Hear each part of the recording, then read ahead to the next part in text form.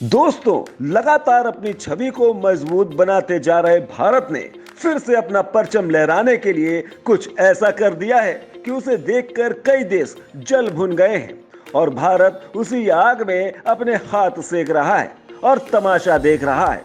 दरअसल भारत ने अपने नेट बैंकिंग को और मजबूत बना दिया है। वैसे तो भारत के यूपीआई ने नेट बैंकिंग के मामले में पूरी दुनिया में तहलका मचाया हुआ था, लेकिन अब उसने अपना एक कदम और आगे बढ़ाते हुए यूपीआई 2.0 लॉन्च कर दिया है, जिसके बाद नेट बैंकिंग के मामले में भारत इतना स्ट्रांग हो गया है कि उसे कोई मात नहीं दे सकता है। इसकी वजह यह है कि अब भारत में यूपीआई 2.0 के बाद आपको नेट की ही जरूरत नहीं है, यानी बिना नेट के ही आप नेट बैंकिंग कर सकेंगे। ऑनलाइन मनी ट्रांजैक्शन की यह खूबी सिर्फ भारत के ही पास है। दोस्तों, यूपीआई का पहला वर्जन अपनी खूबियों के कारण अमेरिका जैसे देश के लिए सिरदर्द बना हुआ था। वहीं अब इसके दूसरे वर्जन की खूबियां जानकर क्या होने वाला है, ये आप अंदाजा लगा सकते हैं। तो चलिए दोस्तों, जानते हैं कि इस यूपीआई 2.0 की ऐसी क्या खासियतें हैं कि बिना स्मार्टफोन के ही हम नेट बैंकिंग कर सकेंगे। इसके साथ ही जानेंगे कि यूपीआई लाइट के बारे में, जिसके बारे में आरबीआई गवर्नर शक्तिकांत दास ने खुद बताया है। तो आप ये वीडियो अंत तक जरूर देखिएगा, क्योंकि ये वीडियो आपको भारत की काबिलियत पर बहुत गर्व महसूस कराने वाला है। दोस्तों, भारत की मोदी सरकार लगातार कैशलेस लेन देन को बढ़ावा देने के लिए कदम उठाती रही है। इसी दिशा में केंद्र सरकार द्वारा शुरू किया गया यूनिफाइड पेमेंट सर्विस यानी यूपीआई इस मामले में राजा बन चुका है। दोस्तों, यूपीआई मनी ट्रांजैक्शन के मामले में सबसे सरल ऐप माना जाता है। बस एक क्लिक और पैसा दूसरे अकाउंट में ट्रांसफर, बीच में कोई मीडिएटरी नहीं है, यानी कि 1 मिनट से भी कम टाइम में आप अपना पैसा ट्रांसफर कर सकते हैं। वहीं अमेरिका जैसे देश की बात करें तो यहाँ डिजिटल ट्रांजैक्शन सिस्टम ऐप जो यूपीआई से पहले आई थी, वो भी इतना तेजी से काम नहीं करता है। दोस्तों, आप जानकर हैरान रह जाएंगे कि अमेरिका के इस डिजिटल ट्रांजैक्शन ऐप में ग्राहकों के पैसे अटक जाने की शिकायतें भी आती रही हैं। इतना ही नहीं, इस ऐप के जरिए कई लोगों के पैसे बीच में ही अटक गए और उन्हें निकालने के लिए लोगों को बैंकों के चक्कर लगाने पड़े थे। लेकिन भारत के यूपीआई की बात करें तो कभी भी ऐसी कोई भी शिकायत नहीं आई है जिसमें किसी के भी पैसे बीच में ही अटक गए हो। भारत में यूपीआई ने इतनी कामयाबी हासिल कर ली कि लोग अपने साथ एटीएम रखना भूल गए हैं। वो यूपीआई से ही अपना सारा पेमेंट करते हैं।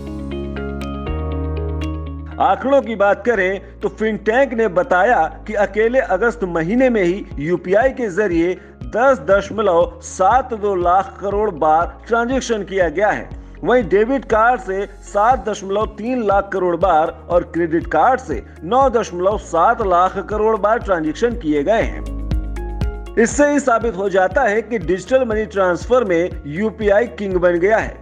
दोस्तों, यूपीआई इतना सफल बन चुका है कि जहां साल 2016 दिसंबर में सिर्फ 30 बैंक इससे जुड़े हुए थे, वहीं साल 2021 में ये बढ़कर 346 तक हो चुके हैं। भारत जैसे विकासशील देश में डिजिटल ट्रांजैक्शन का इतना तेजी से बढ़ना काफी अच्छे संकेत देता है, क्योंकि एक वक्त था जब भारतीयों को ऑनलाइन शॉपिंग पर भी विश्वास नहीं था। यहाँ अमेज़न जैसी कंपनी को भारत में पैर जमाने के लिए कैश ऑन डिलीवरी का ऑप्शन देना पड़ा था, लेकिन आज का वक्त है कि उनका पूरी बैंक अकाउंट ही ऑनलाइन हो चुकी है और वो अपने सारे पेमेंट ऑनलाइन करते हैं। इसकी सबसे बड़ी वजह यह रही कि यूपीआई काफी भरोसेमंद और सुरक्षित है। इसके साथ ही यूपीआई के जरिए सैकड़ों पैसे ट्रांसफर हो जाते हैं। इसके अलावा इसमें ट्रांजैक्शन कभी गलत नहीं हुए हैं। इसमें लोगों का पैसा सुरक्षित रहा है, जिसके चलते भारत में इसे लोगों ने बहुत जल्द अपना लिया।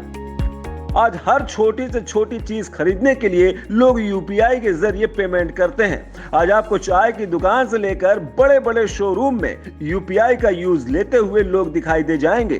पहले लोगों को मार्केट में जाने के लिए बहुत सारा कैश लेकर जाना पड़ता था। फटे नोटों को लेकर भी काफी परेशानी होती थी और जो सबसे बड़ी दिक्कत थी वो थी नकली नोटों की। लेकिन यूपीआई के बाद इन सभी परेशानियों से छुटकारा मिल चुका है। इसके अलावा कैश निकालने के लिए एटीएम जाना और पैसे जमा कराने के लिए बैंकों के चक्कर लगाना भी खत्म हो गया है। दोस्तों, यूपीआई की सफलता का सबसे बड़ा कारण ये है कि ये पैसा बैंक से बैंक ट्रांसफर होता है। इसके बीच में कोई कंपनी नहीं होती है। इसके साथ ही यूपीआई के जरिए किया गया ट्रांजैक्शन में कोई चार्ज नहीं लगता है। ये बिल्कुल फ्री है। आप कभी भी अपना पैसा ट्रांसफर कर सकते हैं। दोस्तों, अगर हम एटीएम में पैसा निकालने जाते हैं तो हमें चार्ज देना पड़ता है, लेकिन यूपीआई ने इससे छुटकारा दिला दिया है। वहीं अमेरिका में तो ऑनलाइन ट्रांजैक्शन में भी पैसा काटते हैं, लेकिन भारत के यूपीआई में ऐसा नहीं है। बस आपको नेट की जरूरत पड़ती है और आप अपना पैसा ट्रांसफर कर सकते हैं। लेकिन दोस्तों, अब आपको इस नेट की भी जरूरत नहीं है। बिना नेट के ही आप नेट बैंकिंग कर सकेंगे। यूपीआई के नए वर्जन यानी 2.0 को यूपीआई लाइट नाम दिया गया है। ये एक तरह से वॉलेट की तरह काम करेगा। जैसा आप अपने पर्स में पैसा रखते हैं, ठीक उसी तरह यूपीआई लाइट में आप 2000 तक डिपॉजिट रख सकते हैं और 200 रुपए तक पेमेंट कर सकते हैं, जिसमें हम छोटे छोटे ट्रांजैक्शन बिना किसी इंटरनेट कनेक्शन के कर सकते हैं। इतना ही नहीं, जिन लोगों के पास स्मार्टफोन नहीं है वह भी यूपीआई का ट्रांजैक्शन कर पाएंगे। इसमें आपको यूपीआई के नंबर पर कॉल करना होगा और अपनी डिटेल बताने के बाद आपका ट्रांजैक्शन यूपीआई द्वारा किया जाएगा। मुंबई में हुए ग्लोबल फिनटेक फेस्ट में आरबीआई गवर्नर ने बताया कि अब यूपीआई के अंदर हम क्रेडिट कार्ड को भी अटैच कर पाएंगे। पहले हम सिर्फ यूपीआई को डेबिट कार्ड और बैंक से कनेक्ट कर पाते थे, लेकिन अब हम यूपीआई को क्रेडिट कार्ड से भी जोड़ पाएंगे। यूपीआई 2.0 से आप चालू खाता और बचत खाते के साथ ही अपने ओवरड्राफ्ट अकाउंट को भी लिंक कर सकते हैं। एनपीसीआई के मुताबिक इसके जरिए ग्राहक त्वरित प्रभाव से लेन देन कर सकेंगे और उन्हें ओवरड्राफ्ट अकाउंट की सभी सुविधाएं इसमें मिलेंगी। यूपीआई 2.0 आपको ये भी सुविधा देगा कि आप भविष्य में किए जाने वाले किसी लेन देन के लिए इसे निर्देशित कर सकते हैं या निर्देश दे सकते हैं। इसका मतलब है कि आप ऐप को प्री ऑथराइज कर सकते हैं। एक तय तारीख पर पैसे किसी संबंधित व्यक्ति को ट्रांसफर हो जाएंगे। एनपीसीआई ने कहा है कि ये वन टाइम मैंडेट ग्राहकों के साथ ही कारोबारियों के लिए भी काफी मुफीद है। एनपीसीआई के मुताबिक अब मर्चेंट आपको इनबॉक्स में ही इनवॉइस भेज सकेंगे। इससे पहले आप इनवॉइस देख सकेंगे और उसके बाद भुगतान करेंगे। इससे ग्राहकों को किसी भी तरह की धोखाधड़ी से बचने में मदद मिलेगी। ग्राहकों के हित के लिए इसमें एक और सुविधा जोड़ी गई है। इसके जरिए मर्चेंट की सत्यता भी परखी जा सकेगी। इसके लिए आप जैसे ही मर्चेंट के क्यूआर कोड को स्कैन करेंगे, वैसे ही ये बता देगा कि संबंधित कारोबारी वेरीफाइड यूपीआई मर्चेंट है या नहीं। दोस्तों, बीते 6 साल में वैल्यू के हिसाब से रिटेल डिजिटल पेमेंट में यूपीआई की हिस्सेदारी 2 गुनी से ज्यादा हो गई है।